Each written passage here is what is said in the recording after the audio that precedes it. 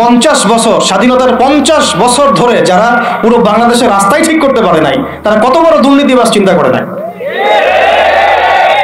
50 বছর ধরে একটা দেশকে রাডার বিহীন থাকতে হচ্ছে, স্যাটেলাইট বিহীন থাকতে হচ্ছে, পারমাণবিক কোনো অস্ত্র নাই, নিউক্লিয়ার কোনো মিসাইলস নাই, কোনো জিওপলিটিক্যাল বড় বড় রাষ্ট্রের সাথে অ্যালায়েন্স নাই। পক্ষান্তরে উল্টা কুফার, তাগুত, মুশরিকদের দাসত্বে আমাদেরকে নিয়ে গেছে। তাহলে 50 বছরের খেয়ানতের লিস্ট করলে মানে এক আসমান থেকে দ্বিতীয় আসমান পর্যন্ত হবে আর কি। এই বিগত স্বাধীনতার 50 বছরে আমাদের এমন একটা জেনারেশন রেডিমেড পাওয়া উচিত ছিল, যাদের ঘরে ঘরে আলেম, ঘরে ঘরে হাফেজ। এখন ঘরে ঘরে খুঁজলেও, বোম মারলেও আলেম বের হয় না, ঘরে ঘরে খুঁজে ছান মারলে একটা করে হাফেজ বের হয় না, আলেম বের হয় না। ঘরে ঘরে ছান মারলে যে কোনো একটা টিকটকার ঠিকই বের হয়। এই বাস্তবতা। তাহলে কাদেরকে নিয়ে আপনি হিন্দুস্তানকে মোকাবেলা করতে চাচ্ছেন? কাদেরকে নিয়ে আপনি যে রামবাম, প্রগতিশীল এবং এই ইসকন টিসকনকে মোকাবেলা করতে চাচ্ছেন? কাদেরকে নিয়ে? আবেগ দিয়ে তো হবে না। আর তাদের ব্যাপারটা তো এতই স্ট্রং, তারা তো এমন ভাবে তাদের মানে আগ্রাসন লালন করছে যে ওরা যদি পারতো এখন পুরো বাংলাদেশটাকে ওদের মানচিত্রভুক্ত করে ফেলতো। ষড়যন্ত্র কিন্তু এই পর্যন্ত, এটা আমরা বুঝি আর না বুঝি। আর আমরা তো খুব সাম্প্রদায়িক সম্প্রীতির বয়ান দিচ্ছি এখন আর কি। বিগত সময়ে কিছু রাজনীতি হয়েছে জঙ্গিবাদ শব্দটা দিয়ে, জঙ্গিবাদ শব্দ দিয়ে রাজনীতি করা হয়েছে। এটা থাকুক আর না থাকুক, বায়বীয় ভাবে একটা প্রতিষ্ঠা করার চেষ্টা করা হয়েছে, এটা দিয়ে রাজনীতি করা হয়েছে। সবাই সবার স্বার্থে কথাটাকে ব্যবহার করেছে। আসলে এটা একটা বায়বীয় শব্দ ছিল, কোনো অস্তিত্ব নাই। এখন রাজনীতি করা হচ্ছে নতুন করে সংখ্যালঘু শব্দ দিয়ে। কি দিয়ে? সংখ্যালঘু। তো সংখ্যালঘু শব্দ দিয়ে যে রাজনীতি করা হয়, তো সংখ্যালঘু যারা, তারা সংখ্যাগুরু কমিউনিটির মধ্যে সাইফুর রহমানকে এভাবে দিনে দুপুরে কুপিয়ে হত্যা করে কিভাবে? আলোচনার গন্তব্যটা হবে এরকম যে সিরাতের আলোকে দিন প্রতিষ্ঠা, সিরাতের আলোকে দিন প্রতিষ্ঠা। কারণ আমাদের দেশে দিনের রাজনৈতিক অবস্থান নাই, আমাদের দেশে দিনের রাজনৈতিক অবস্থান নাই। দিন কয়টা ক্ষেত্রে কায়েম করতে হবে, দিন সিরাতের আলোকে কায়েম করতে হলে কয়টা ক্ষেত্রে কায়েম করতে হবে সেটা আগে জেনে নেই। আচ্ছা, তার আগে একটা জিনিস আলোচনা করে নেই যে দিন কায়েম কি দুনিয়াবি কাজ না ইবাদত? এতটুকু তো বোঝেন, দিন কায়েম একটা ইবাদত। নামাজ, সওম, যাকাত, জিহাদ, তাবলীগ, দিন প্রতিষ্ঠা, যেটাকে আমরা আরবিতে বলি ইকামাতে দিন, এটা কি তাহলে একটা নিঃসন্দেহে ইবাদত। আমাদের নবীজি করেছেন, নবীজি নিজে করেছেন তো, সাহাবায়ে কেরাম এই যে 1400 বছর ধরে সলফে সালেহিন, আকাবের, আমাদের আসলাফরা করেছেন না? সবাই করেছেন। আচ্ছা, এখন এটা যদি ইবাদত হয়, ইবাদত কবুলের শর্ত কয়টা? একজন বলেন দেখি, ইবাদত কবুলের শর্ত কয়টা? 3টা, তাই তো? বেসিক শর্ত কয়টা? 3টা। একটা হচ্ছে ইবাদত হতে হবে এক আল্লাহর জন্য। কার জন্য? তাহলে এই আল্লাহর জমিনে সিরাতের আলোকে দিন কায়েম করার লক্ষ্য উদ্দেশ্য থাকবে শুধু এক আল্লাহর সন্তুষ্টি অর্জন করা, শুধু এক আল্লাহকে রাজি খুশি করার জন্য আমরা আল্লাহর জমিনে দিন কায়েমের চেষ্টা করব। খালাস, কথা ঠিক আছে? আচ্ছা, যদি এখানে উদ্দেশ্য থাকে না আমি আমার পদের জন্য চাচ্ছি, না আমি নেতৃত্বের জন্য চাচ্ছি, না আমি কোনো একটা ফেরকার আমির হওয়ার জন্য চাচ্ছি, অথবা আমি কোনো রাজনৈতিক পদের জন্য চাচ্ছি, তখন ইবাদতটা ইবাদত বলে গণ্য হবে না।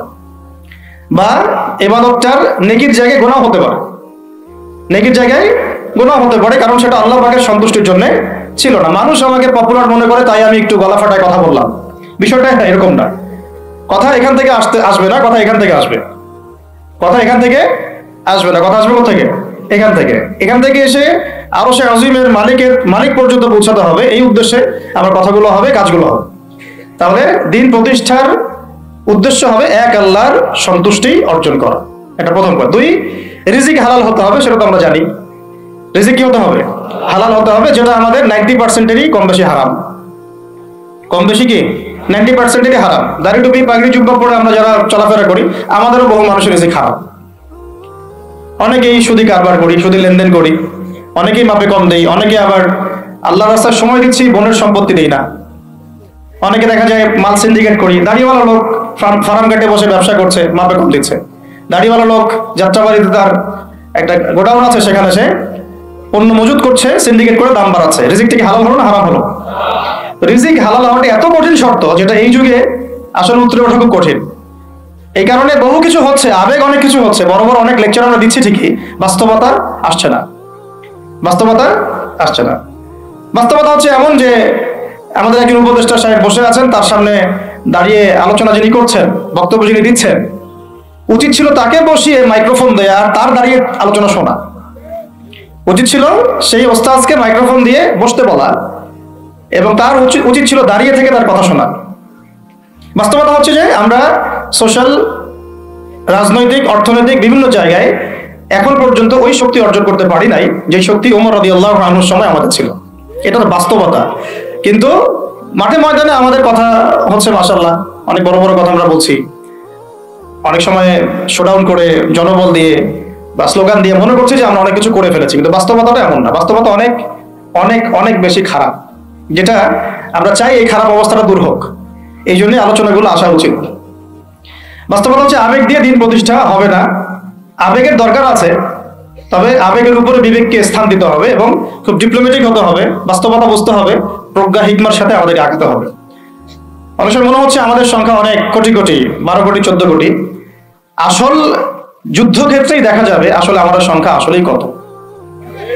ঠিক আছে, তো মূল জায়গায় আসি। আবার আমি একটু ভিতরে চলে যাচ্ছি যে আমরা যদি একটা কাজকে ইবাদত মনে করি, সেই কাজটা ইবাদত হিসেবে গণ্য হওয়ার জন্য 3টা শর্ত আমাকে পূরণ করতে হচ্ছে। আল্লাহ পাকের সন্তুষ্টির জন্য, 2 হচ্ছে সেই কাজটা করতে গিয়ে, আমার ইবাদত করতে গিয়ে আমার রিজিকটা অবশ্যই হালাল হতে হবে। এই দুটোতেই আমরা আটকে গেছি। কিন্তু কারাগারে আমাদের উলামায়ে কেরামগণ বসেছিলেন, তারা আলোচনা করছিলেন যে আমরা সবাই এক সেলে বসে আছি, আসলে কি সমস্যা? সবাই সমস্যা নিয়ে মোজাকারা করছেন। আর কিন্তু সমস্যাটা কি হলো?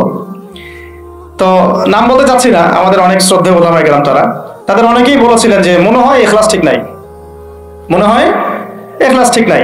হ্যাঁ, যদি ইখলাস ঠিক না থাকে কাজে বরকত আসবে না। ইখলাস কি? শুধু আল্লাহর জন্য করব, যাই করি শুধু আল্লাহর জন্য করব, মানুষকে দেখানোর জন্য না, জনপ্রিয়তা পাওয়ার জন্য না, মানুষের বাহবার জন্য না। এমনকি আমি যদি চাই বাংলাদেশের শরিয়া আইন কায়েম হোক, সেটা চাবো আল্লাহর জন্য, আমি ক্ষমতায় গিয়ে কায়েম করবো এই জন্য না। এটা আল্লাহ পাক XYZ যে কাউকে দিয়ে করাইতে পারেন। সেটা আমি হইতে পারি, আপনি হইতে পারেন, যে কেউ হতে পারে। কিন্তু আমি চাচ্ছি শরিয়া আইন বাস্তবায়িত হোক। যদি আমি এভাবে চিন্তা করি যে না, আমাকে যেটা হবেই, আমি সেই কাজ করবো, আমারই ক্ষমতা দরকার, তাহলে এটা হবে দুনিয়ার জন্য কাজ করা, আমি আমার ক্ষমতার জন্য করছি। তো মূল বিষয়টা হচ্ছে সাহাবায়ে কেরাম রাদিয়াল্লাহু আনহুম আজমাইন তারা নিজেরা দায়িত্ব এড়িয়ে যেতেন, মানুষ জোর করে তাদেরকে দায়িত্ব দিতেন। এর ফলে কাজে বরকত হতো, ইখলাস ঠিক থাকতো। তারা দিনের বেলা ঘোড়সাওয়ার থাকতেন, রাতের বেলা দরবেশ থাকতেন। এই জন্যই দেখা যায় যে উমর রাদিয়াল্লাহু আনহুর খেলাফতের সময় একটা বকরির বাচ্চাও না খেয়ে মারা যায় নাই। সুবহানাল্লাহ। আর একটু আগে তো আপনাদেরকে একটা এক্সাম্পল দিলাম যে আপনাদের 3 বারের রাস্তাঘাটের কি অবস্থা। তাহলে 50 বছর, স্বাধীনতার 50 বছর ধরে যারা পুরো বাংলাদেশের রাস্তাই ঠিক করতে পারে নাই, তারা কত বড় দুর্নীতিবাজ চিন্তা করে নাই। 50 বছর ধরে একটা দেশকে রাডারবিহীন থাকতে হচ্ছে, স্যাটেলাইট বিহীন থাকতে হচ্ছে, পারমাণবিক কোনো অস্ত্র নাই, নিউক্লিয়ার কোনো মিসাইলস নাই, কোনো জিওপলিটিক্যাল বড় বড় রাষ্ট্রের সাথে অ্যালায়েন্স নাই। পক্ষান্তরে উল্টা কুফার, তাগুত, মুশরিকদের দাসত্বে আমাদেরকে নিয়ে গেছে। তাহলে 50 বছরের খেয়ানতের লিস্ট করলে মনে এক আসমান থেকে দ্বিতীয় আসমান পর্যন্ত হবে আর কি লিস্টটা। এত খেয়ানত 50-60 বছর হয়ে গেছে। এখনো যে বিষয়গুলো নিয়ে আমাদের কথা বলতে হচ্ছে, এটাই হচ্ছে সবচেয়ে লজ্জার। এই বিগত স্বাধীনতার 50 বছরে আমাদের এমন একটা জেনারেশন রেডিমেড পাওয়া উচিত ছিল, যাদের ঘরে ঘরে আলেম, ঘরে ঘরে হাফেজ। এখন ঘরে ঘরে খুঁজলেও, বোম মারলেও আলেম বের হয় না, ঘরে ঘরে খুঁজে ছান মারলে একটা করে হাফেজ বের হয় না, আলেম বের হয় না। ঘরে ঘরে ছান মারলে যে কোনো একটা টিকটকার ঠিকই বের হয়। এই বাস্তবতা আর আমাদের স্বপ্নের মধ্যে আসমান জমির পার্থক্য আছে।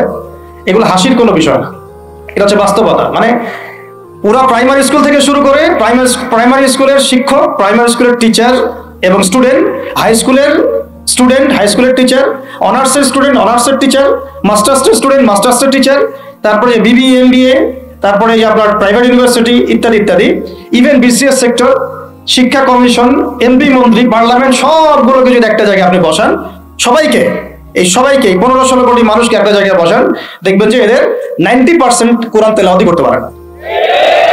50 বছর হয়ে গেছে স্বাধীনতা। তাহলে কাদেরকে নিয়ে আপনি হিন্দুস্তানকে মোকাবেলা করতে চাচ্ছেন? কাদেরকে নিয়ে আপনি যে রামবাম প্রগতিশীল এবং এই ইসকন টিসকনকে মোকাবেলা করতে যাচ্ছেন? কাদেরকে নিয়ে? আবেগ দিয়ে তো হবে না। আর তাদের ব্যাপারটা তো এতই স্ট্রং, তারা তো এমন ভাবে তাদের মানে আগ্রাসন লালন করছে যে ওরা যদি পারতো এখন পুরো বাংলাদেশটাকে ওদের মানচিত্রভুক্ত করে ফেলতো। ষড়যন্ত্র কিন্তু এই পর্যন্ত, এটা আমরা বুঝি আর না বুঝি। আর আমরা তো খুব সাম্প্রদায়িক সম্প্রীতির বয়ান দিচ্ছি এখন আর কি। বিগত সময়ে কিছু রাজনীতি হয়েছে জঙ্গিবাদ শব্দটা দিয়ে, জঙ্গিবাদ শব্দ দিয়ে রাজনীতি করা হয়েছে। এটা থাকুক আর না থাকুক, বায়বীয় ভাবে একটা প্রতিষ্ঠা করার চেষ্টা করা হয়েছে, এটা দিয়ে রাজনীতি করা হয়েছে। সবাই সবার স্বার্থে কথাটাকে ব্যবহার করেছে। আসলে এটা একটা বায়বীয় শব্দ ছিল, কোনো অস্তিত্ব নাই। এখন রাজনীতি করা হচ্ছে নতুন করে সংখ্যালঘু শব্দ দিয়ে। কি দিয়ে? সংখ্যালঘু। তো সংখ্যালঘু শব্দ দিয়ে যে রাজনীতি করা হয়, তো সংখ্যালঘু যারা, তারা সংখ্যাগুরু কমিউনিটির মধ্যে সাইফুর রহমানকে এভাবে দিনে দুপুরে কুপিয়ে হত্যা করে কিভাবে? আমরা তো সংখ্যাগরিষ্ঠ, তো সংখ্যাগরিষ্ঠ মানুষের মধ্যে একজনকে সংখ্যালঘু একজন হত্যা করে কিভাবে? এর আগে ফরিদপুরে হয়েছে, আমরা তখনও সাম্প্রদায়িক সম্প্রীতির বলি আওড়াইলাম। চট্টগ্রামে হইলো, এখনো সাম্প্রদায়িক সম্প্রীতির বলি আওড়াচ্ছি। ঠিক আছে?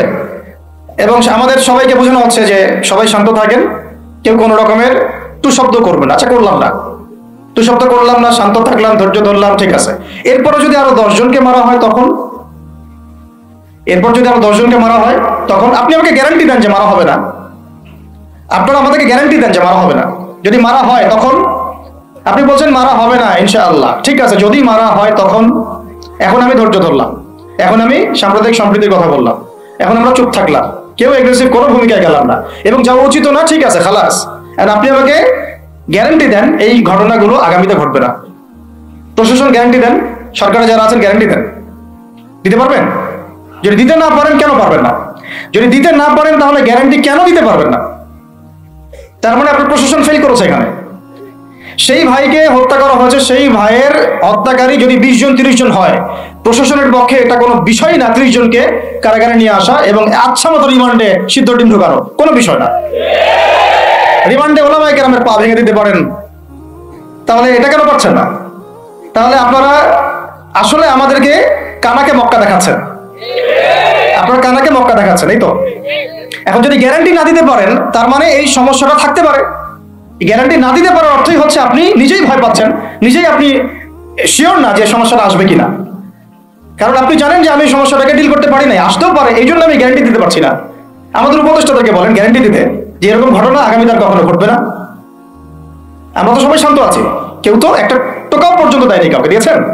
আচ্ছা, ঠিক আছে। আবার আমি প্রশ্ন করছি, যদি গ্যারান্টি না দিতে পারে এবং না দিতে পারাটাই তাদের ব্যর্থতা, এবং এর যদি উপযুক্ত বিচার তারা করতে না পারে, না করতে পারাটাই ব্যর্থতা সংখ্যাগরিষ্ঠ মুসলিম রাষ্ট্রে, তাহলে এই ঘটনা যদি আগামী 1 বছরে, 2 বছরে, 5 বছরে আবারও রিপিটেড হয় এবং একজনের জায়গায় 3 জন 4 জন 5 জন 10 জন পর্যন্ত পৌঁছায়, তখন আপনাদের ভাষাটা কি হবে?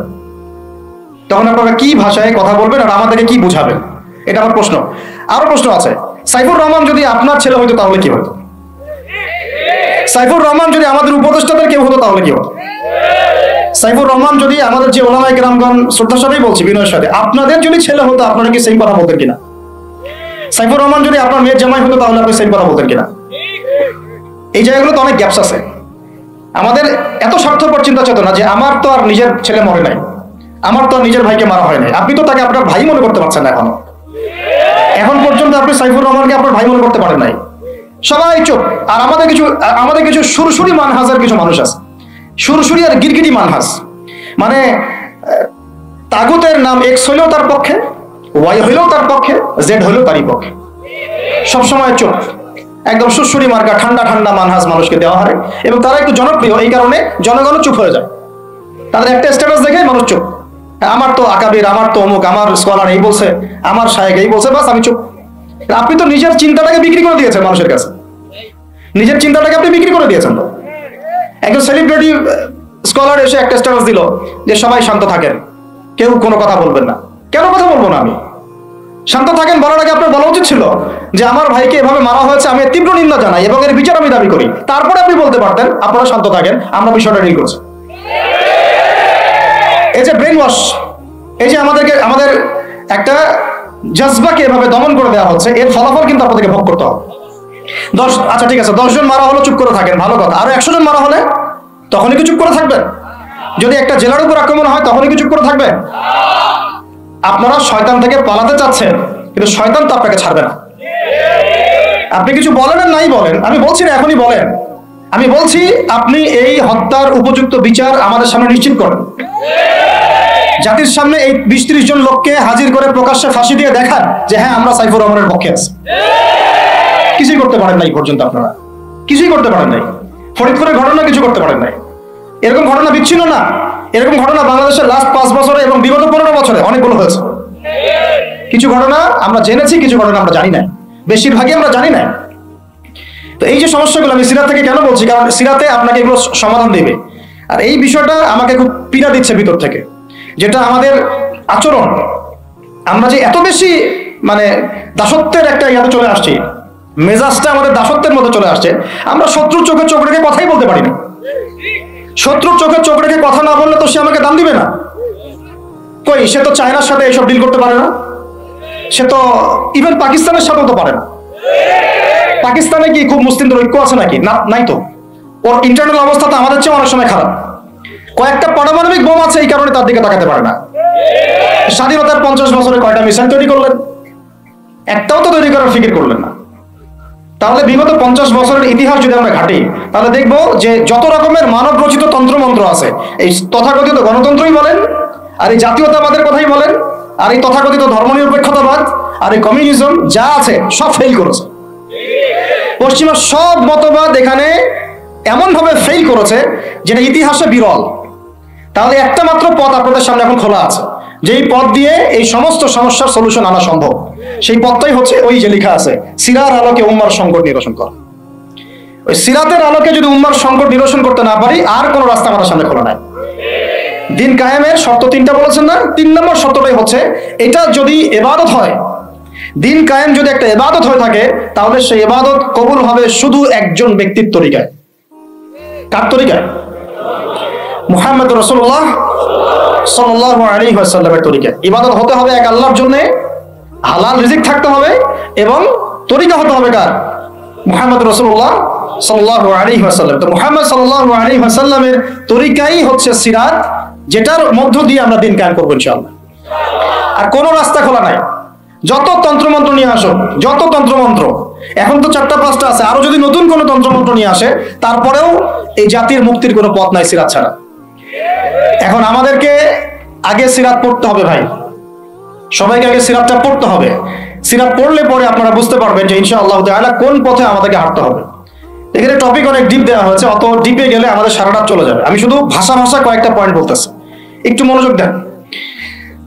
নবী সাল্লাল্লাহু আলাইহি ওয়াসাল্লাম যখন থেকে কাজ শুরু করেছেন, কাজ বলতে আমি দাওয়াতের কাজ বোঝাচ্ছি, তখনকার সমাজটা কিন্তু আমাদের মতো এতটাও মানে কমফোর্টেবল ছিল না। একটা অমুসলিম রাষ্ট্রে তিনি দাওয়াতের কাজ শুরু করেছেন। মক্কা কি ছিল? একটা মুসলিম রাষ্ট্র না অমুসলিম রাষ্ট্র? অমুসলিম একটা রাষ্ট্রে তিনি এজ এ নবী তার দাওয়াতের কাজ শুরু করেছেন। সুবহানাল্লাহ। এবং তিনি সেই রাষ্ট্রের একজন পরিচিত ব্যক্তিত্ব, যাকে as-সাদিক আল-আমিন বলে ডাকা হয়, যার আগেও কোনো গুনাহ নাই, পরেও কোনো গুনাহ নাই। এমন একজন ব্যক্তিত্ব তিনি, যার আগেও কোনো গুনাহ নাই, পরেও কোনো গুনাহ নাই, এবং তিনি একটা অমুসলিম রাষ্ট্রে ওহী প্রাপ্ত হয়ে দাওয়াতের কাজ শুরু করলেন। আর আমরা তো মুসলিম রাষ্ট্রে বসে আছি, আমরা তো মক্কায় নাই। আমরা কি মক্কায় আছি? আমরা তো মক্কায় নাই। যদি মক্কায় না থাকি, তাহলে এরকম নতজন পররাষ্ট্রনীতি কেন? আমরা যদি মক্কার মতো পরিবেশে না থাকি, তাহলে এত নতজন পররাষ্ট্রনীতি কেন? তাহলে ভারতের মধ্যে আমাদের যে মুসলিম ভাইরা আছে, তারা কি করবে? তাহলে ভারতে যে মুসলিম ভাইরা আছে, তারা কি করবে? তারা কি ওদের পা ধরে ইয়া করবে, সালাম করবে? হিন্দুদের পা ধরে সালাম করবে? বলেন তো। আমরা তো একটা মুসলিম রাষ্ট্রে আছি, তো মুসলিম রাষ্ট্রে থাকতে এত নতজন পররাষ্ট্রনীতি কেন? এত দাসত্বের শৃঙ্খল কেন? তো তিনি দাওয়াতের কাজ শুরু করেছেন প্রথম কি দিয়ে, এটা একটা ফ্যাক্ট। আমরা আসলে আলোচনাগুলো আপনাদের চাইতে তাদের শোনা দরকার, যারা আলোচনা যারা করে আর কি। মানে আমি চাই বেশি বেশি তাদের সাথে কনভারসেশন করতে, যারা উম্মাকে নিয়ে ফিকির করেন, দাওয়াতের কাজ করতে চান, বা মুআল্লিম বা আলেম বা হাফেজ, তাদের সাথে কথা বলা দরকার। তাদেরকে আগে বোঝানো দরকার বিষয়গুলো। অনেকেই বুঝেন না, অনেকে বায়াবিও দাওয়াতি কাজ করছেন উইদাউট এনি প্ল্যাটফর্ম, অনেকে দাওয়াতি কাজ করছেন উইদাউট এনি কানেকশন উইথ ওলামা, আলেমদের সাথে কোনো কানেকশন নেই, দাওয়াতের কাজ করতে আসেন, একটা বায়াবিও প্ল্যাটফর্ম ক্রিয়েট করে রাখতেছেন। তো আমাদেরকে আগে তাদের সাথে কথাবার্তা বলা দরকার যে মৌলিকভাবে আমরা আসলে কিভাবে আগাবো আর কি। প্র্যাকটিক্যাল কথায় আসেন, এই যে আমরা এতগুলো কথা বলছি না, আমি আপনাদেরকে পুরো পথ পদ্ধতি এখানে গিলায় খাওয়াই দিতে পারবো, কিন্তু বিশ্বাস করেন গিলে খাওয়ার পরে আপনি কিছু করতে পারবেন না। কেন নাই, কোনো ফাউন্ডেশন নাই, কোনো সংগঠন নাই, কোনো রাজনৈতিক ক্ষমতা নাই, কোনো রাজনৈতিক দলও নাই, রাজনৈতিক কোনো অ্যাপ্রোচও নাই, কিন্তু একটা সেকুলার রাজনৈতিক দল আপনার চেয়ে ভালো ফিল্ড ওয়ার্ক করতে পারবে, কারণ তার চেইন অফ কমান্ড আছে। আমাদের তাওহীদপন্থীদের কোনো চেইন অফ কমান্ডই নাই। বলে আসতেছি বিগত 5 বছর 10 বছর থেকে একই বয়ান, মাথায় ঢুকে না জিনিসটা, চেইন অফ কমান্ড বলে একটা কিছু আছে, যেখানে একজন আমির নাই, যেখানে একজন ইমারা নাই, একটা আমির নাই, আস-সামউ ওয়া তাআ নাই, বায়আ নাই, যেখানে শুনলাম মানলাম আনুগত্য করলাম, আমির মামুর জামা ইমারা এগুলো নাই, সেখানে তো চেইন অফ কমান্ড আসবে না। তাবলীগ জামাত কাজ করছে না, করছে কিনা? একটা সূরা পর্ষদ আছে না, সূরায়ে নিজামি আছে না, আমির আছে না, কাজ করতেছে, ফলাফল পাচ্ছে মাশাআল্লাহ। জামাত ইসলাম কাজ করছে না, একটা চেইন অফ কমান্ড আছে, প্রত্যেকটা জেলায় জেলায় শাখা আছে, তারা তাদের উপরের লেভেল থেকে কোনো ডিরেকশন আসলে সেটাকে রুট লেভেলে বাস্তবায়ন করছে। তারপরে ধরেন যে ইভেন এই যে আওয়ামী লীগ চলে গেল, তার একটা চেইন অফ কমান্ড ছিল না, ছিল কি না? উপরে যে বলতো জঙ্গি, নিচের ওই ব্যক্তিও বলতো হ্যাঁ সেই জঙ্গি, এমন একটা চেইন অফ কমান্ড ওদের ছিল না? এখন বিএনপি যারা রাজনীতি করতেছে ওদের নাই, আছে। এখন আপনি বলেন যে ইসলামপন্থীদের রাজনৈতিক দল কয়টা? একটা আছে আমাদের শাসনতন্ত্র, একটা হচ্ছে হেফাজতে ইসলাম, আর কি হেফাজতে ইসলাম তো আসলে কোনো রাজনৈতিক ব্যাকগ্রাউন্ড থেকে আসে নাই, এটা এসেছে আপনারা তো জানেন হিস্ট্রি, কোন প্রেক্ষাপটে এটা তৈরি হয়েছে, শাপলা চত্বরে ঘটনা, তাই না? আর জামাত ইসলাম। আর কথা হচ্ছে যে আমাদের তো মানে পৃথক পৃথক প্ল্যাটফর্মগুলোর মধ্যে একটা ঐক্যবদ্ধ সমন্বয় সবার আগে দরকার, তারপরে আমাদের একটা বৃহত্তর চেইন অফ কমান্ড দরকার। তখন কি হতো যে উপর থেকে একটা কিছু ছেড়ে দিলে একদম নিচ পর্যন্ত আসতে সময় লাগতো না। এখন এগুলোর বাইরে আবার যারা চান যে না কোরআন এবং হাদিস, ইসলামী ইমান আর শরিয়া এগুলো বাস্তবায়ন হবে, দাওয়াতের সাথে সাথে জিহাদ থাকতে হবে, এবং আমরা কোনো গণতন্ত্র সেকুলারিজম এইসব পশ্চিমা আদর্শে যাব না, তারা ফেসবুকে বায়োবিও ঘুরে বেড়াচ্ছেন, সবাই ফেসবুকে বায়োবিও ঘুরে বেড়াচ্ছেন, ইউটিউবে ইন্ডিভিজুয়ালি কাজ করছেন, সবার নিজস্ব স্বতন্ত্র মার্কাস মাকতাবা ইত্যাদি ইত্যাদি, কোনো সমন্বিত প্রয়াস নাই। এইভাবে তো হবে না। এইভাবে কি হবে? সর্বোচ্চ এককভাবে কিছু দাওয়াত দেওয়া যাবে, কিন্তু নবী সাল্লাল্লাহু আলাইহি ওয়াসাল্লাম ওহী প্রাপ্ত হওয়ার পরেই দাওয়াতের যে কাজ শুরু করলেন, এটাই চেইন অফ কমান্ড। সুবহানাল্লাহ। একটা জামাতের মধ্যে তিনি সবাইকে নিয়ে আসছেন। খেয়াল করে দেখেন, প্রথম ওহী আসলো কি সংক্রান্ত? ইকরা বিসমি রাব্বিকাল্লাযী খালাক, এই তো পড়ুন আপনার রবের নামে যিনি আপনাকে সৃষ্টি করেছেন। তো পড়া তিনি কি পড়তে পারতেন? তিনি তো পড়তে পারতেন না। তিনি তো বলছেন যে মা আনা বিকারি, আমি তো পড়তে জানি না, তারপরে তাকেই পড়তে বলা হচ্ছে আপনি পড়ুন, কারণ এই জ্ঞানতাত্ত্বিক রেভলিউশন ব্যতীত সমাজ সংস্কার সম্ভব না। এখন আমরা সমাজ সংস্কার সবাই করতে যাচ্ছি, কম বেশি সবার জায়গা থেকে, পড়াশোনা কেউ করতে চায় না। আল্লাহর কসম করে বলছি, যারা ইভেন দাওয়াতের কাজ করছে এইসব জায়গায় আমরা যারা দাঁড়ায় আছি না, তাদের অনেকেই ওলামায়ে কেরামের সাথে কোনো তাআল্লুকই নাই, কোনো সিলেবাস নাই, কোনো পড়াশোনা নাই, কোনো ক্রাইটেরিয়া নাই, কোনো অ্যারাবিক শেখার কোনো ফিকির নাই, কোরআন শেখার কোনো ফিকির নাই, তাফসীর শেখার কোনো ফিকির নাই। আসি আমি দাওয়াতের কাজ করতেছি, সুবহানাল্লাহ, মানুষ আমাকে সেলিব্রিটি মনে করে, দ্যাটস অল। এভাবে হয়? এভাবে কি দাওয়াতের কাজ হয়? অথচ নবী সাল্লাল্লাহু আলাইহি ওয়াসাল্লামকে আল্লাহ পাক করতে বলছেন। তাহলে প্রথম দরকার আমাদের জ্ঞানতাত্ত্বিক রেভলিউশন, যেটা বললাম যে বিগত 50 বছরে অলরেডি আমাদের ঘরে ঘরে একজন করে আলেম, একজন করে হাফেজ থাকা উচিত ছিল। এটা বিগত 50 বছরের শিক্ষা সিস্টেমটা এমন ভাবে সাজানো হয়েছিল যেটা একটা ধর্ম নিরপেক্ষ শিক্ষা সিস্টেম। এটা এই যে একটা ছেলে বসে আছে 30 বছর বয়স, ওর তো অধিকার ছিল যে সে এসএসসি এইচএসসি অনার্স মাস্টার্স লেভেলে এসে কোরআনের অর্থ করার যোগ্যতা অর্জন করবে, এটা তার রাইটস ছিল। অ্যাজ এ মুসলিম কান্ট্রির একজন সিভিলিয়ান হিসাবে তার রাইটস ছিল এটা, যে আমি একজন মুসলিম কান্ট্রির সিভিলিয়ান, আমার রাইটস আছে স্কুলে গিয়ে কোরআন শেখার, কলেজে গিয়ে কোরআনের তাফসীর শেখার, অনার্স লেভেলে গিয়ে হাদিস পড়তে শেখার, হাদিসের মুতাআলা করা। ইভেন সে মাস্টার্সের পরে ইফতার দেওয়ার মতো যোগ্যতা অর্জন করতে পারতো যদি শিক্ষা সিস্টেমটার মধ্যে সমন্বয় থাকতো।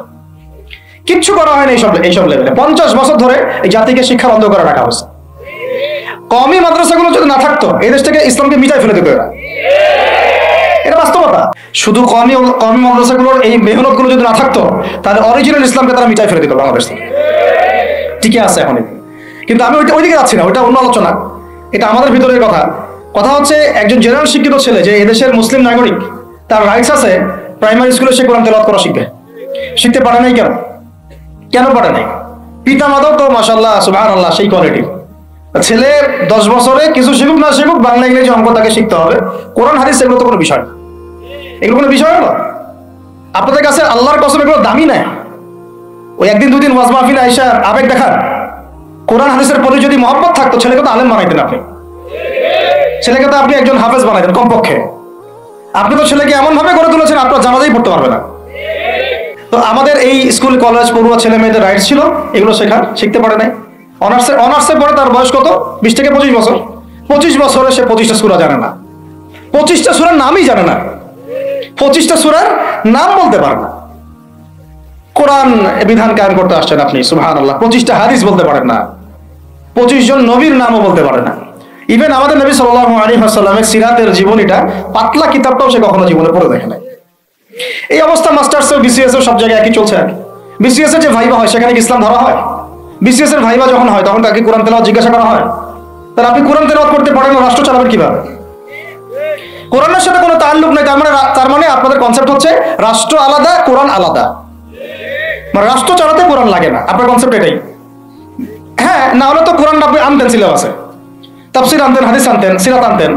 আপনার কনসেপ্ট হচ্ছে রাষ্ট্র আলাদা, কোরআন আলাদা, হাদিস আলাদা, এগুলো পড়াশোনা আলাদা, ব্যাংকিং সিস্টেম, ইকোনমিক্স আলাদা, ইসলাম আলাদা, তাই না?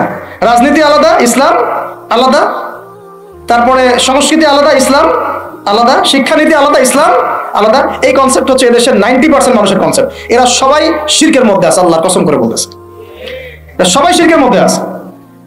এরা সবাই ধর্মনিরপেক্ষ, সেকুলার। বাদ দিয়ে আমরা যারা দাড়ি টুপিওয়ালা কিছু মানুষ আছি, আমরা একটু মৌলবাদী চিন্তা করি আর কি। আমরা চিন্তা করি যে ইসলাম ব্যক্তিগত জীবনেও থাকবে, সংস্কৃতির মধ্যেও থাকবে, শিক্ষানীতিতেও থাকতে হবে, অর্থনীতিতেও থাকতে হবে, ইভেন রাজনীতির মধ্যেও থাকতে হবে। এই কনসেপ্টে না আসলে এখনো মুসলমান হনই নাই। এই কনসেপ্টে না আসা মানে এখন পর্যন্ত কালিমা লা ইলাহা ইল্লাল্লাহ এটা বুঝেনই নাই আপনি, মুখে পড়েছেন, দ্যাটস অল। এই কারণেই তো লা ইলাহা ইল্লাল্লাহ পড়ার পরেও মোদির পা চাটেন বসে বসে। এই কারণেই, কারণ ওই লা ইলাহা ইল্লাল্লাহ তো আপনাকে ওটা শিখাই নাই, যে আপনি এক আল্লাহর সার্বভৌমত্বের স্বীকৃতি দেন নাই। তো এই হলো সমস্যাগুলো। তো সমস্যার গোড়ায় অনেক কথা আছে। এখন নবী সাল্লাল্লাহু আলাইহি ওয়াসাল্লাম কিন্তু দাওয়াতের কাজটা, এই যে সিরাতের আলোকে যেটা বলছেন সমাজ সংস্কার এবং দিন প্রতিষ্ঠা এবং সমকালীন সব সংকট দূর করা, এটা শুরু করতে হবে জ্ঞানতাত্ত্বিক রেভলিউশন থেকে। পড়াশোনা করা শুরু করে দেন, আদারওয়াইজ আপনাদের সামনে ধ্বংস ছাড়া কিছু বাকি নেই। কি পড়াশোনা করবেন? অবশ্যই ইসলামিক কারিকুলাম থাকতে হবে। এরপরে আপনি জেনারেল লাইনের পড়াশোনা করেন, কোনো সমস্যা নাই। আর এই পড়াশোনা একা একা করা যাবে না, ওস্তাদের সহবত লাগবে, ওলামা কেরামের সহবত লাগবে। আমি তো এটা বলি যে আপনি কারো লেকচার শোনার আগে আপনি আগে চেক করবেন যে তার ওস্তাদ কে, কোথায় সেদিন শেখে, কার কাছ থেকে সেদিন শেখে, কোত্থেকে সেই ইলমগুলো অর্জন করছে, তার লোক কোথায়। আবেগে ভাসলে হবে না এখন বিষয়টা। তো পড়াশোনার এখন যে আরো 20 বছর পড়াশোনা না করে আমি কোনো কাজ করতেই পারবো না এমনটাও না, কিন্তু পড়াশোনা আগে শুরু করেন। এখন আপনার কাজ পড়াশোনা শুরু করা, ইকরা বিসমি রাব্বিকাল্লাযী খালাকের হক আদায় করা এবং ওস্তাদের সহবতে থাকা। যেমন জেনারেল লাইনে পড়েছেন 20 বছর, একা একা গিয়ে পড়েছেন না, প্রতিষ্ঠানে গিয়েছেন, ডেইলি ক্লাস করেছেন, টিচারের সহবতে ছিলেন, বেতন দিয়েছেন, ব্যাসে থেকেছেন, তারপরে আরো কি করেছেন?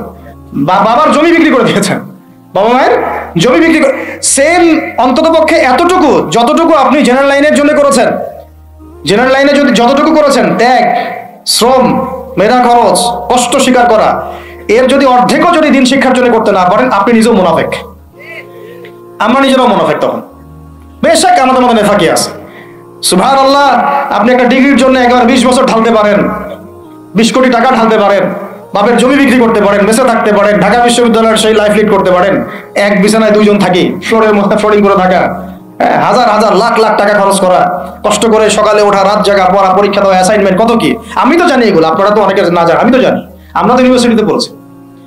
এই পরিশ্রমগুলো আপনি করছেন অনলি ফর একটা সার্টিফিকেট আর একটা চাকরির জন্য, আর এর 10% কেন 5% আপনি করতে চান না দিনী শিক্ষার জন্য। তো আমি মুনাফিক না হলে এই পৃথিবীতে আর মুনাফিক কে আছে?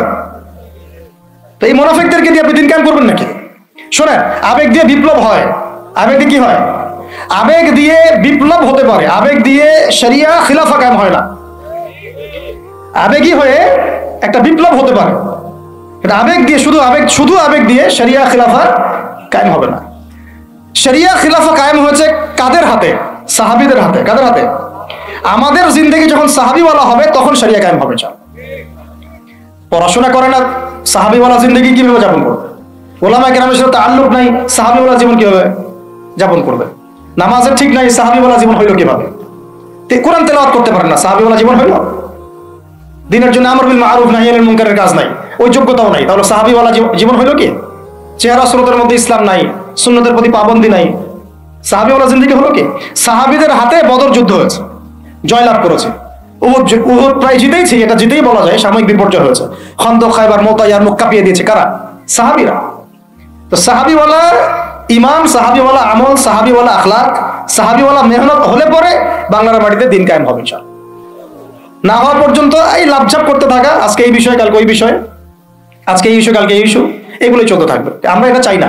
আমরা চাই এখন যেহেতু দাওয়াতের একটা সুবর্ণ সুযোগ আমাদের সামনে এসেছে, এখন যেহেতু আল্লাহ পাক, এটা আল্লাহ পাকের রহমত, এখানে সবাই ক্রেডিট নেওয়ার প্রতিযোগিতায় লিপ্ত আছে। আমার ক্রেডিট হয়েছে, আমি এই করেছি, আমি সেই করেছি।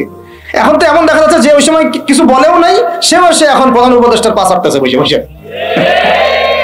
কি সুবহানাল্লাহ! মানে রক্ত দিল এক ভাই, মানে বছরের পর বছর কারাগারে পচে মরল একদল, বছরের পর বছর, দিনের পর দিন, মাসের পর মাস আয়না ঘরে ধুকে ধুকে মরল আর একদল। ঠিক আছে, বললাম তখন থেকে বের হলে কেউ সুস্থ থাকে না। বছরের পর বছর মামলা মোকদ্দমা হচ্ছে একদল, এক একজনের ঘাড়ে 3টা 4টা 5টা 10টা 20টা করে মামলা। হ্যাঁ, তারপরে বছরের পর বছর এই ফ্যাসিজমের বিরুদ্ধে দাঁড়ানোর কারণে দেশ থেকে বিতাড়িত হয়েছে একদল, হয় নাই?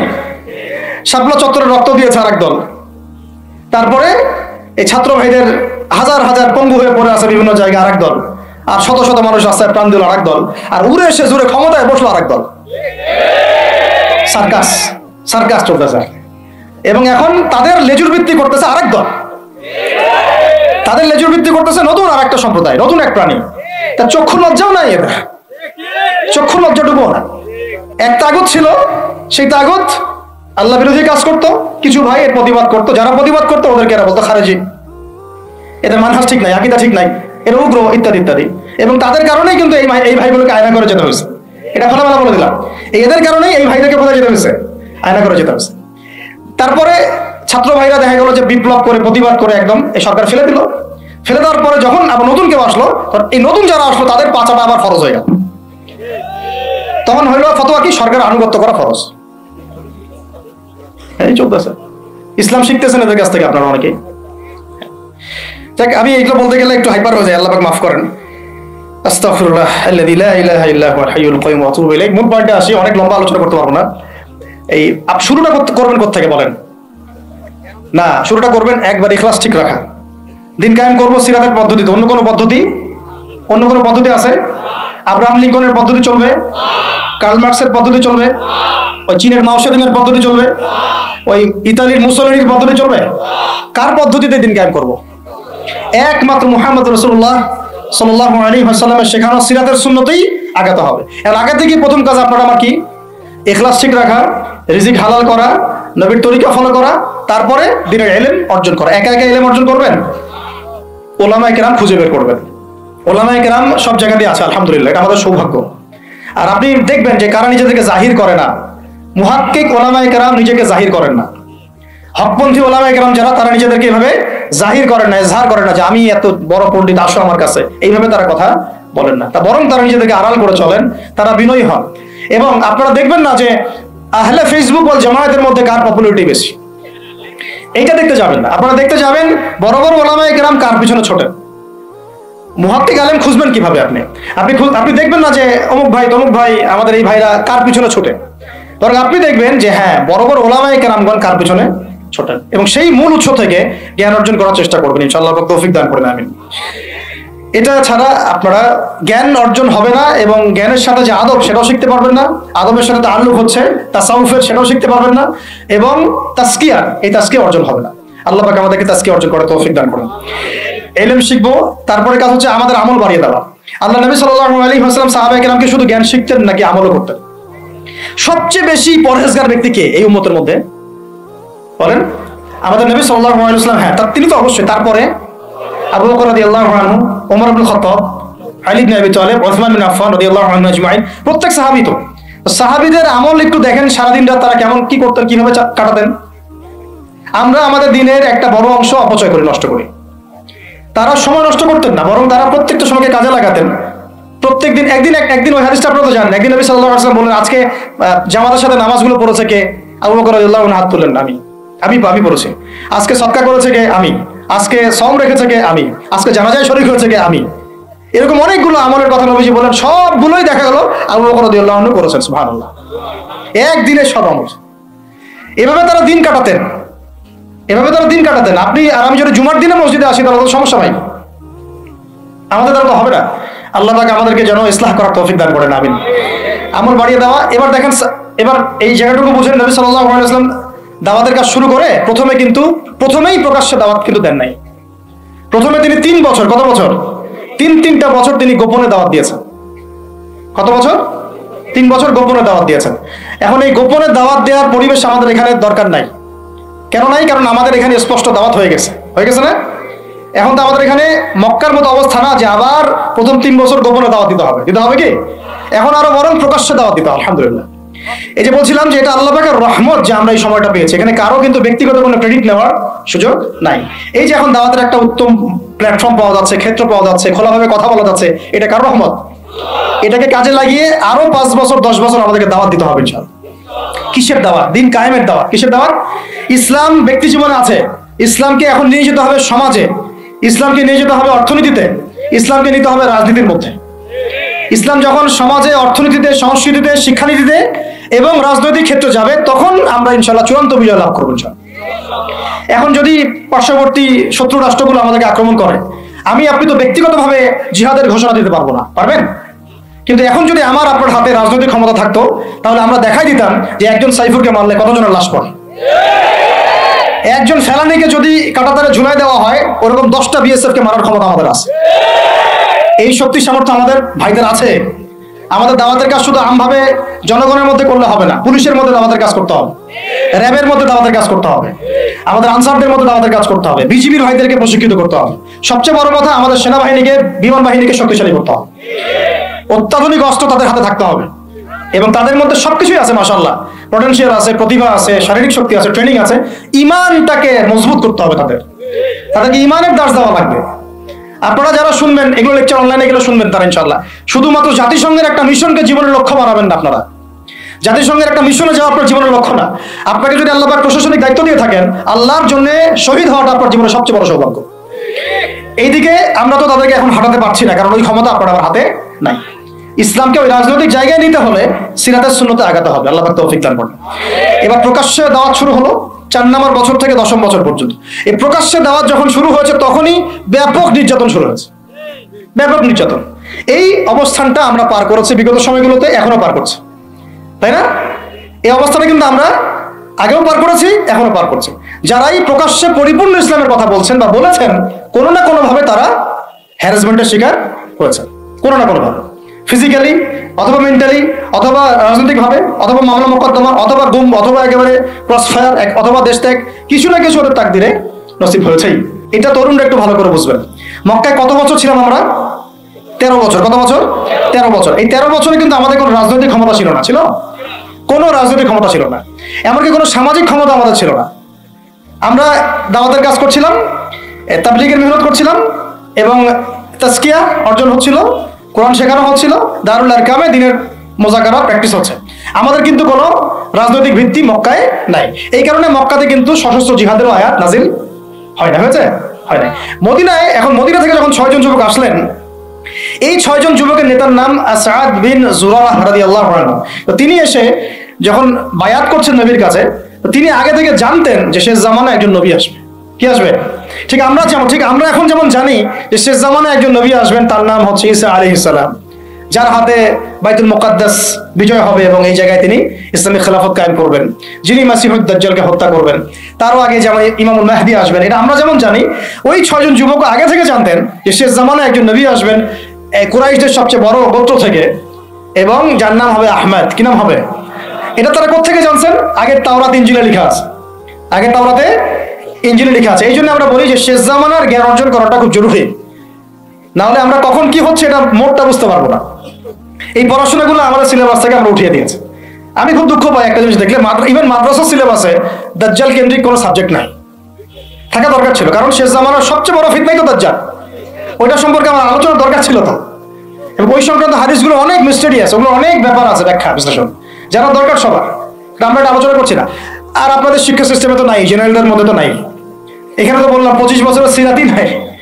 যাই হোক, আল্লাহ পাক যেন এমন শিক্ষানীতি আমাদেরকে প্রণয়ন করার তৌফিক দান করেন যার মধ্য দিয়ে একজন ব্যক্তি উভয় শিক্ষা শিক্ষিত হবে ইনশাআল্লাহ। এই যে ইয়াসরিবের 6 জন যুবক, তারা যখন ইসলাম কবুল করে চলে গেল, তারা বসে থাকে নাই। যুবকরা এটা ভালো করে শুনে, তারা ইসলাম কবুল করার পরে কেউ বসে থাকে নাই, তারা দাওয়াতের কাজ করতে থাকলেন। মদিনায় কি, কোথায়? মক্কাও অমুসলিম রাষ্ট্র, মদিনাও কি তখন? তখন কিন্তু অমুসলিম রাষ্ট্র, তখন কিন্তু সবাই মদিনায় ইসলাম কবুল করে নাই। আর আমরা বসে আছি বাংলাদেশে মুসলিম রাষ্ট্রে, তাও দাওয়াতের কাজ নাই। কথা বুঝতে পারছেন? তারা অমুসলিম রাষ্ট্রে নিজের জীবনের ঝুঁকি নিয়ে, তারা তো তখন সবাই কাফের মুশরিক, তাই না, মূর্তি পূজারী, তাদের মধ্যে দাওয়াতের কাজ করেছে। যেমন ভারত একটা রাষ্ট্র, এটা একেবারে মূর্তি পূজারী রাষ্ট্র, তাই না, গরুর গোবর টোবর খেয়ে বেড়াচ্ছে। তো এইরকম রাষ্ট্রে তারা দাওয়াতের কাজ করেছেন, তাওহীদের কালিমা লা ইলাহা ইল্লাল্লাহর কথা বলেছেন। আর আমাদের এই দেশে কথা বলতেই কলিজা কাঁপে। বিষয়টা বুঝতে পারেন, তারা সাহাবীদের সাথে আমাদের কত পার্থক্য, তাই না? তো তারা ওই মদিনায় এবার দাওয়াতের কাজ করতে থাকলেন, আর দাওয়াতের কাজ করতে করতে পরের বছর 12 জনকে ইসলাম কবুল করালেন। কতজন? এবার 12 জন মিলে আবার আসছেন পরের বছর আকাবার বায়াতে। এই 12 জনকে নবী সাল্লাল্লাহু আলাইহি ওয়াসাল্লাম বায়াত করালেন। বায়াত একটা কিন্তু গুরুত্বপূর্ণ বিষয় ইসলামে। আপনি মুখে মুখে একজনকে ভালোবাসেন, হ্যাঁ অমুক আলেমকে আমি খুব ভালোবাসি, অমুক ওস্তাদকে, অমুক শাইখকে আমি খুব ভালোবাসি, কিন্তু আপনি তার হাতে বায়াতবদ্ধ না। এই ভালোবাসা একদিন থাকবে, একদিন নাও থাকতে পারে, ঠিক আছে? কিন্তু আপনি যখন কোনো মুহাক্কিক, কোনো আলেমের কাছে, কোনো বুজুর্গের কাছে, আল্লাহর ওলির কাছে বায়াতবদ্ধ থাকবেন, আপনার জীবনটা একটা গুছানো শৃঙ্খলার মধ্যে থাকবে। তার মাশওয়ারা ছাড়া আপনি ডানে বামে তখন উঠতে পারবেন না। এটা জরুরি জিনিস ছিল, এটা আমরা স্কিপ করেছি। আর এটাকে অনেক কিছু ক্ষেত্রে কিছু ভণ্ড পীর নিয়েছে আর কি, তখন ওটা বিতর্কিত হয়ে গেছে। কিন্তু এটা কিন্তু একটা গুরুত্বপূর্ণ কাজ ছিল। যখন আপনি কারো হাতে বায়াতবদ্ধ, তার মানে আপনি তাকে আপনার মুরব্বী মানেন। আপনার কি মানেন? মুরব্বী। এই সিলসিলা চলে আসছে রাসূল সাল্লাল্লাহু আলাইহি ওয়াসাল্লাম থেকে। এখন এই 12 জনকে নবীজি বায়াত করালেন। এই 12 জন একটা রিকোয়েস্ট করলো, ইয়া রাসূলুল্লাহ, আমাদের মদিনা একটা উর্বর জায়গা, আপনি যদি আপনার সাহাবীদের মধ্যে একজন যোগ্য সাহাবীকে পাঠাতেন, তাহলে উনি গিয়ে মদিনায় দাওয়াতের কাজ করতো, তাহলে ইসলাম আরো সম্প্রসারিত হতো। এটা কাদের কথা ছিল? এই 12 জনের। তো এবার নবী সাল্লাল্লাহু আলাইহি ওয়াসাল্লাম, সুবহানাল্লাহ, আবু বকর রাদিয়াল্লাহু আনহু কে না, উমর রাদিয়াল্লাহু আনহু কেউ না, হামজা রাদিয়াল্লাহু আনহু কেউ না, হ্যাঁ আর কে, আব্দুর রহমান বিন আউফ রাদিয়াল্লাহু আনহু কেউ না। জান্নাতের সুসংবাদ প্রাপ্ত 10 জন সাহাবীর যে লিস্ট আছে, এই লিস্টের কোন সাহাবীকে তিনি পাঠালেন না, বরং তিনি একজন ধনীর দুলাল ছিলেন। ইসলামের জন্য সব বিসর্জন দিয়েছেন, এমন ভাবে বিসর্জন দিয়েছেন যে তার গায়ে ফসকা পড়ে গিয়েছিল। উহুদ যুদ্ধের দিন তাকে দাফন করা হয়েছে শাহাদাতের পরে, মানে কাফনের 2 টুকরা কাপড় পর্যন্ত পাওয়া যায় নাই। কিন্তু তিনি ছিলেন মক্কার ধনীর দুলাল, যার পারফিউমের গন্ধ মানে এক রাস্তা দিয়ে হাঁটলে ওই রাস্তা সবাই পেত যে হ্যাঁ এটা ওই ব্যক্তির পারফিউম। তার মতো কাপড় আর কারো ছিল না। এত লাক্সারিয়াস লাইফ লিড করতেন, বাংলাদেশের সবচেয়ে কোটিপতি ছেলের মতো মনে করেন। এইরকম ধনীর একজন দুলাল ইসলাম কবুল করার পর তার অবস্থা এমন হয়েছে যে তাকে এক কাপড়ে দাফন করা হয়েছে। সুবহানাল্লাহ। তা উহুদের মাঠে। বিখ্যাত সাহাবী, বিখ্যাত দাঈ ইলাল্লাহ, তার নাম মুসআব বিন উমাইর রাদিয়াল্লাহু আনহু। মুসআব বিন উমাইর নাম মুখস্থ করতে ইনশাআল্লাহ, এগুলা মুখস্থ করা উচিত। বাংলাদেশের মানুষ মানে কি বলবো, যে জয় বাংলা শব্দটা যতবার বলছে সাল্লাল্লাহু আলাইহি ওয়াসাল্লাম ততবার বলে নাই। এমন একটা জাহালাত। যারা আপনারা ধর্মনিরপেক্ষ রাজনীতি করেন, তারা আপনাদের নেতাদের নাম যতবার নেন, রাসূলের নামও ততবার নেন না। আবার আপনারা যখন ধর্মনিরপেক্ষ রাজনীতি করেন, আপনারা আপনাদের নেতার নাম যতবার নেন দিনে, আল্লাহ রাসূলের নামও ততবার নেন না। তাহলে কিভাবে আপনাদের দ্বারা আমাদের কম সফল হবে? কিভাবে সফল হবে? এই যে 12 জন যুবকের কথা বললাম, তার সাথে দাঈ সাহাবীকে পাঠানো হলো, তার নাম কি? এবার শুনেন, এই সাহাবী রাদিয়াল্লাহু আনহু 1 বছরের মধ্যে, কত বছর? 1 বছর দাওয়াতি কাজ করে তিনি পুরা মদিনার 75টা ফ্যামিলিকে ইসলাম কবুল করিয়েছে। কতটা? এবার তার পরের বছর এই 75টা ফ্যামিলি আল্লাহর নবীর কাছে এসেছে সাল্লাল্লাহু আলাইহি ওয়াসাল্লাম। ইয়া রাসূলুল্লাহ, আমরা ইসলাম কবুল করতে চাই। আমরা জানি মক্কাতে আপনি নির্যাতিত, আপনার সাহাবীরা নিপীড়িত, আপনি আপনার সাহাবীদেরকে নিয়ে আমাদের মদিনা চলে আসুন। নবীজি সাল্লাল্লাহু আলাইহি ওয়াসাল্লাম বায়াত করালেন কয়েকটা বিষয়ে, আল্লাহর সাথে কাউকে শরীক করবে না, চুরি করবে না, জেনা করবে না, একে অপরকে মিথ্যা অপবাদ দিবে না, সৎ কাজে আদেশ করবে, অসৎ কাজে নিষেধ করবে, আমার আনুগত্য করবে, সুখে দুঃখে আমার আনুগত্য করবে, সচ্ছল অসচ্ছল উভয় অবস্থায় আল্লাহর পথে দান করবে। ঠিক আছে, আমি যদি মদিনায় যাই বা যখন যাব তখন আমাকে আর আমার সাহাবীদেরকে এমন ভাবে তোমরা প্রোটেক্ট করবা যেভাবে তোমরা তোমাদের স্ত্রী সন্তানকে করো। তোমরা কি রাজি আছো? একজন সাহাবী বলছেন যে ইয়া রাসূলুল্লাহ ফামা লানা ইযা ফাআলনা যালিক, আমরা যদি এটা করি তাহলে কি পাবো? নবীজি বলছেন আল জান্নাহ, জান্নাত পাবে। কি পাবে? জান্নাত পাবে। তখন আয়াত নাযিল হয়েছে, ওই যে সূরা তাওবার 111 নম্বর আয়াতটা, ইন্নাল্লাহা আশতারা মিনাল মুমিনিনা আনফুসাহুম বিআন্না লাহুমুল জান্নাহ, ওই যে আয়াতটা, ইয়াকাতিলুনা ফি সাবিলিল্লাহি ফায়াকতুলুনা ওয়া ইউকতালুন। এই যে পুরো আয়াতটা নাযিল হয়েছে কিন্তু এখানে পুরো নেশনটাকে এখন কোথায় যেতে হবে? এই মদিনা রাষ্ট্রে যেতে হবে। আমরা এখনো মদিনা রাষ্ট্রে যেতে পারি নাই। এবার আমরা 75টা ফ্যামিলি চলে গেলাম মদিনায়, মক্কায় আমাদের কেউ নাই। গুটি কয়েক মানুষ আছেন যারা যেতে পারে নাই, মাযুর। বেশিরভাগ চলে গেছেন কোথায়? মদিনায়। আর কিছু আছেন আবিসিনিয়ায়, কিছু আছেন কোথায়? আবিসিনিয়ায়, কিছু আছেন মদিনায়। এই হলো মদিনায় হিজরত করার পরে মসজিদ নির্মাণ করা হয়েছে।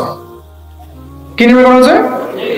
মসজিদটা একটা পার্লামেন্টের মতো ছিল, শুধু নামাজ রোজার জায়গা না, একটা পার্লামেন্টের মতো, একটা সংসদের মতো। এখান থেকে ডিসিশন পলিসিগুলো মেকিং হতো। তারপরে আনসার যারা ছিলেন সেখানে সাহায্যকারী, তারা হলেন আনসার। আর যারা হিজরত করে গেলেন তারা হলেন মুহাজির। নবীজি আনসার আর মুহাজিরদের মধ্যে ভ্রাতৃত্বের বন্ধন স্থাপন করলেন। এই যে আমাদের দরকার এখন ঐক্যের প্ল্যাটফর্ম। কি দরকার? ঐক্যের প্ল্যাটফর্ম। সেখানে তারা ভূখণ্ড পেলেন, রাষ্ট্র ক্ষমতা পেলেন, ভ্রাতৃত্বের বন্ধন হলো, পার্লামেন্টের মতো মসজিদ হয়ে গেল, এবং ওখানে ইহুদিরা ছিল, আরো কিছু মুশরিকরা ছিল, তাদের সাথে মদিনা সনদ বা একটা চুক্তি হলো, এটা একটা কনস্টিটিউশন, সংবিধান হলো। এই জায়গায় আমরা এখনো যেতে পারি নাই। যেতে পারছি?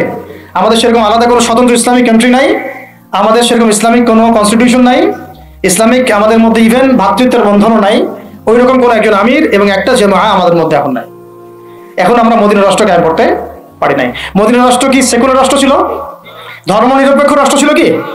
মদিনা রাষ্ট্র কি জাতীয়তাবাদের আদলে গড়ে উঠেছে বা কমিউনিজমের আদলে গড়ে উঠেছে? গণতন্ত্রের আদলে? মদিনা রাষ্ট্র গড়ে উঠেছে শরিয়ার আদলে, মানে কোরআন এবং সুন্নাহর বিধানের আলোকে। ওখানে কি অন্য ধর্মের মানুষরা ছিল না? ছিল। তাদের সাথে কোনো কনফ্লিক্ট হয়েছে? তাদের অধিকার খর্ব করা হয়েছে? হ্যাঁ, তাদের সাথে জুলুম হয়েছে? না, বরং তাদের সাথে আমরা হৃদ্যতা মহব্বতের সম্পর্ক রেখে চলেছি যতক্ষণ পর্যন্ত না তারা কোনো ফল্ট করেছে। যেমন বনু কুরাইজা ফল্ট করেছে, ওর সাথে যুদ্ধ হয়েছে, বের করে দিয়েছে। বনু নাজির ফল্ট করেছে, ওকে বের করে দেওয়া হয়েছে। বনু কাইনুকা ফল্ট করেছে, ওকে বের করে দেওয়া হয়েছে। যখন যে চুক্তি ভঙ্গ করেছে তখন তার সাথে আমরা আক্রমণাত্মক আচরণ করেছি, শাস্তিমূলক।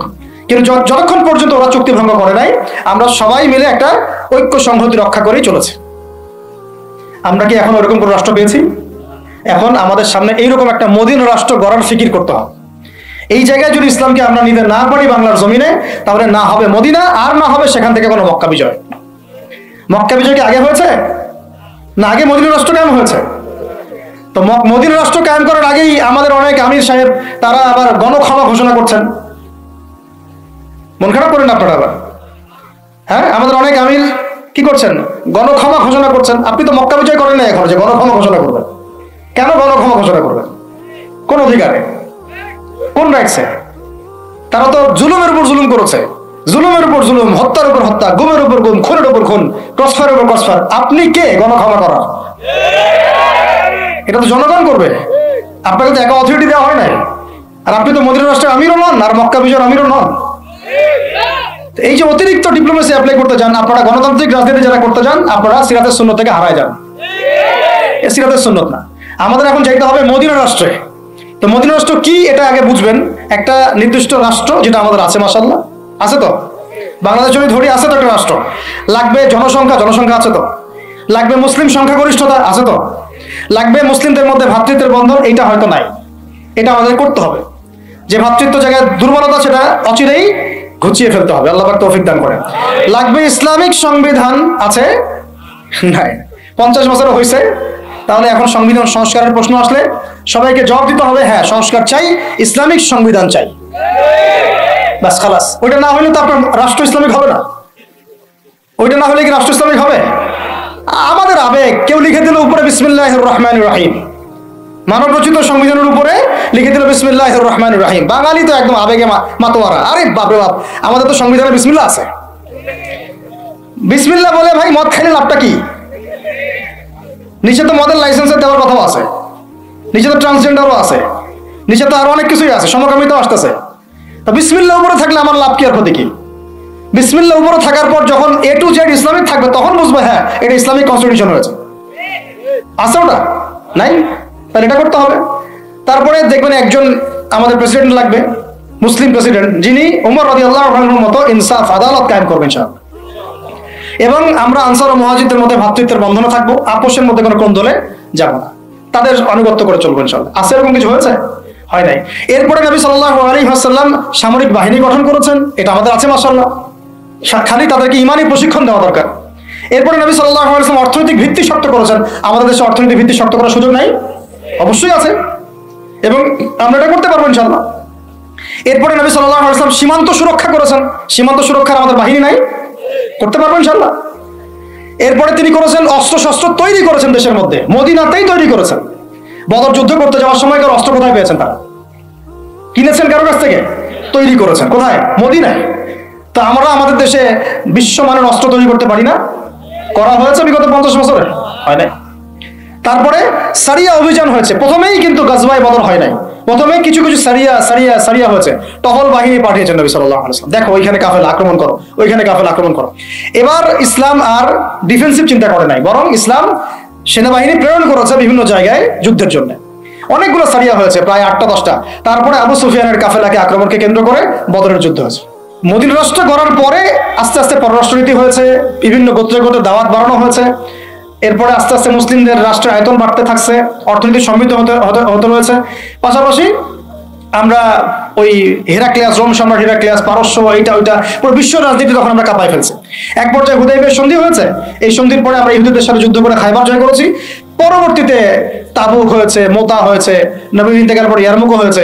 এর মাঝখানে আপনার ওই চুক্তির যে দফাগুলো ছিল হুদাইবিয়া, ওটা ভঙ্গ করার কারণে মক্কা আক্রমণ করা হয়েছে, মক্কা আমরা বিজয় করেছি। এটা সংক্ষেপে বললাম, ইনশাআল্লাহ কোনো একদিন আরো বিস্তারিত কথা হবে। মূল কথা হচ্ছে এই যে মদিনা রাষ্ট্র থেকে মক্কা বিজয় এই পর্যন্ত কিন্তু অনেক ঘটনা ঘটেছে। আবার বুঝেন, মদিনা রাষ্ট্র থেকে মক্কা বিজয় এইটুকুর মধ্যে কিন্তু আরো অনেক ঘটনা ঘটেছে, আর অনেকগুলো যুদ্ধ হয়েছে, জনসংখ্যা বেড়েছে, দেশের আয়তন বেড়েছে, পররাষ্ট্রনীতি অ্যাপ্লাই করা হয়েছে, হ্যাঁ, অর্থনীতি সমৃদ্ধ করা হয়েছে। তারপরে হুদাইবিয়ার কাছাকাছি উমরা করতে আসার সময় তারা বাধা দিল, আমরা সন্ধিতে গেলাম, তাই না? 10 বছর কেউ কারোর সাথে যুদ্ধ করবো না, তোমার কেউ আসলে আমি ফিরাই দেবো, আমাদের মুসলিমদের কেউ গেলে ফিরাই দিবে না, ঠিক আছে? এরকম কিছু চুক্তি ছিল হুদাইবিয়ার মধ্যে। তো চুক্তির ধারাগুলো ভঙ্গ করেছে কুরাইশরা। যখন চুক্তির ধারা ভঙ্গ করেছে, ওই ধারার ভঙ্গকে কেন্দ্র করে মক্কা আক্রমণ করা হয়েছে, মক্কা বিজয় করা হয়েছে। এরপরে মক্কা, মদিনা, তায়েফ, তাবুক সমস্ত এলাকায়, এই পুরো এলাকাটায়, এটাকে আমরা বলি জাজিরাতুল আরব। কি বলি? শুধু মক্কায় না, পুরো মক্কা, মদিনা, হেজাজ, নাজদ, জাজিরাতুল আরব পুরা, ইয়েমেনের সীমান্ত পর্যন্ত, বাহরাইনের সীমান্ত পর্যন্ত পুরো জায়গাটায় নবী সাল্লাল্লাহু আলাইহি ওয়াসাল্লাম জীবিত থাকা অবস্থায় কি হচ্ছে? ইসলাম শুধু কি ব্যক্তি জীবনে প্রতিষ্ঠা হয়েছে, রাজনৈতিকভাবে প্রতিষ্ঠা লাভ করেছে। এই হলো সিরাতের সুন্নতের দিন কায়েমের একটা চূড়ান্ত বাস্তবতা, যা আমাদের নবী আমাদেরকে দেখিয়ে গিয়েছেন সাল্লাল্লাহু আলাইহি ওয়াসাল্লাম। এখন কথা হচ্ছে যে মক্কা বিজয় তো অনেক দূরের কথা, ওটা তো অনেক পরের কথা। আমরা কি আমাদের রাষ্ট্রটাকে মদিনার আদলে সাজাতে পেরেছি কিনা? মদিনার আদলে রাষ্ট্রটাকে সাজাতে পেরেছি? এখন আগে সিরাতের আলোকে আমরা এই রাষ্ট্রটাকে মদিনা বানানোর চেষ্টা করি, আল্লাহ পাক তৌফিক দান করুন। তারপরে যখন মদিনা হবে ইনশাআল্লাহ তাআলা, মদিনা হলে পরে দেখবেন এটাকে কেন্দ্র করে আমরা আশেপাশের যে কন্টিনেন্ট গুলো আছে এগুলো একদিন জয় করবো ইনশাআল্লাহ। ওরা মানচিত্র পরিবর্তন করতে যাচ্ছে, মানচিত্র পরিবর্তন হবে ইনশাআল্লাহ, তবে ওদের হাতে না, আমাদের হাতে হবে ইনশাআল্লাহ। এটা কিন্তু গাল গল্প না, হাদিসে অনেক ইঙ্গিত আছে, আমি হাদিসগুলো নিয়ে আজকে আলোচনা করতেছি না।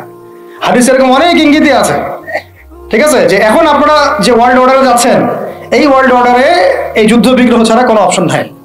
এগুলো চলতে থাকবে। খোরাসান, ইয়েমেন, সিরিয়া, শাম, প্যালেস্টাইন সব জায়গা মুসলিমদের করতলগত হবে ইনশাআল্লাহ। ওই দিকেই বিশ্বের প্রেক্ষাপট আগাচ্ছে, আগাবেও। এটা স্কিপ করতে আপনারা আর পারবেন না, কেউ পারবে না। এখন এখান থেকে যারা পালায় বাঁচতে চাবে ওরাও ধরা খাবে, যারা সম্মুখ সারিতে থেকে যুদ্ধ করবে ওরাও ইনশাআল্লাহ সাফল্যমণ্ডিত হবে ইনশাআল্লাহ। আমরা কোন পথ বেছে নেব সেটা আমাদেরকে ফিকির করতে হবে। সবার আগে আমাদের ফিকির হবে কি? এই রাষ্ট্রটাকে মদিনার আদলে একটা রাষ্ট্রে পরিণত করা। আল্লাহ পাক আমাদেরকে সেই তৌফিক দান করেন। তারপরে ইনশাআল্লাহ সাপের লেজ কাটলে মাথাও কাটবো ইনশাআল্লাহ।